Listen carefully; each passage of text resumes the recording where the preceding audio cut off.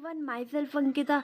Today we will be discussing about the next part of capacitance, resistance and inductance questions. Previously we have discussed its part 1.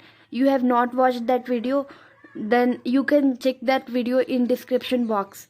So here we will start here from our first question.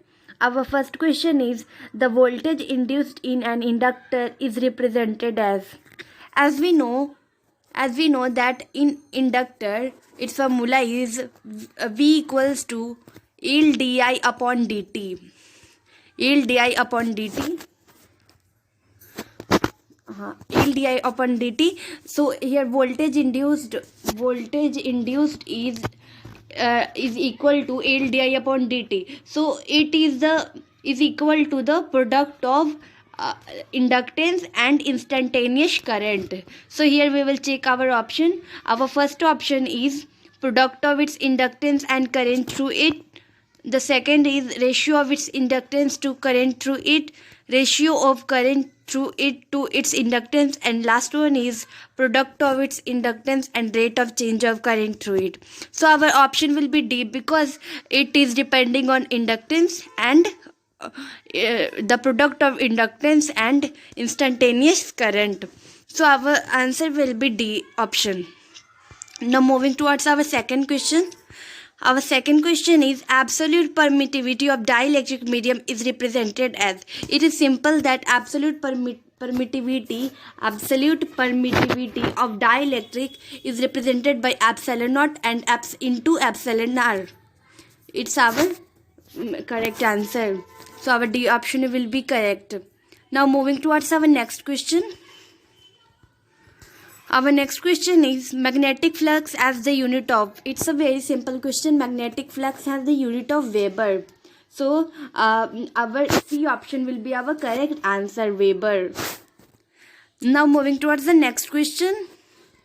Our next question is, if all the elements in a particular network are linear, then the superposition theorem would hold when the excitation is.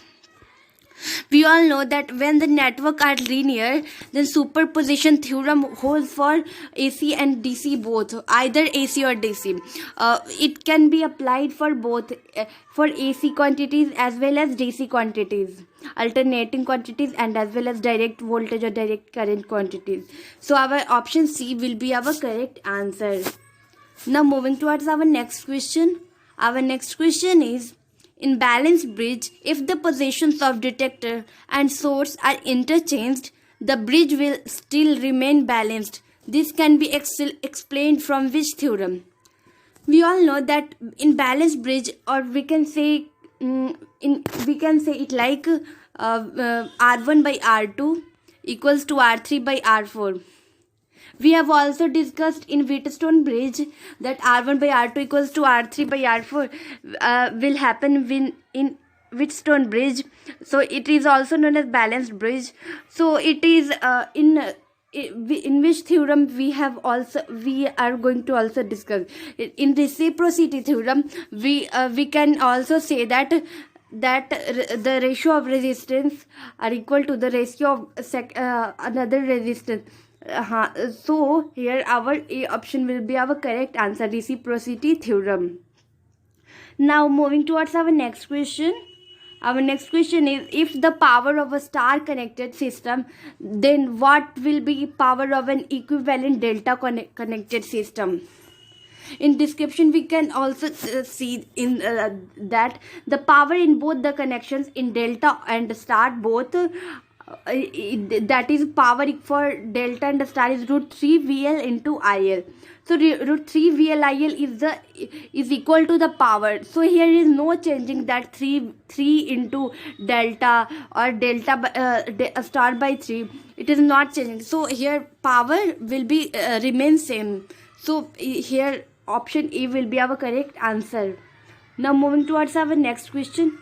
Our next question is, which of the following are active elements or is active element? We all know that voltage source, current source, these both are active element, because active element are those element, we all know that active element are those elements which participate in participate in circuit,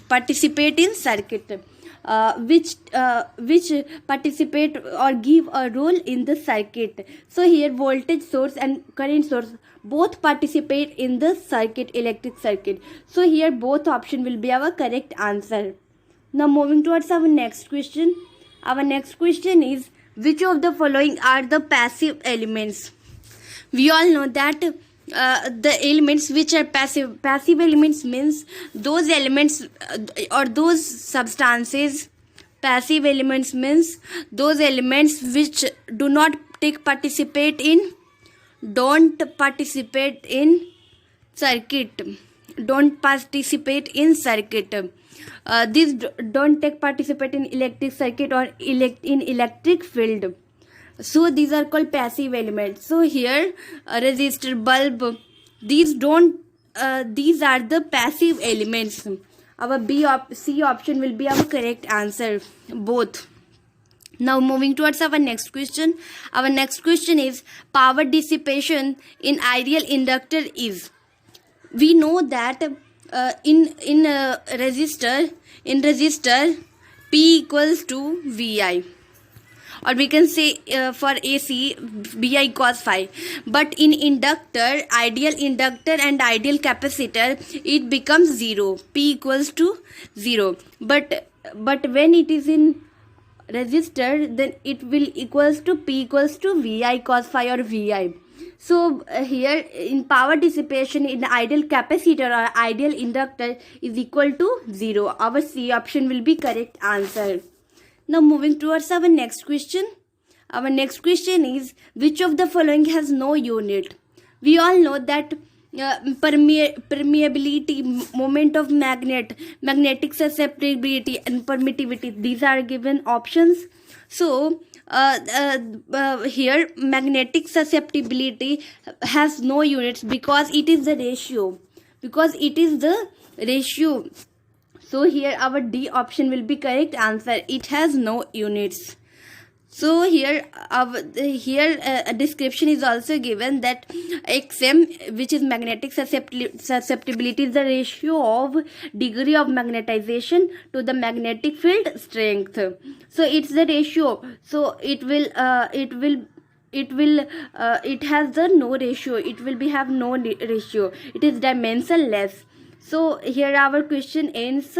Hope you will like this video. If you like this video, then please like, share and subscribe. And thank you for watching.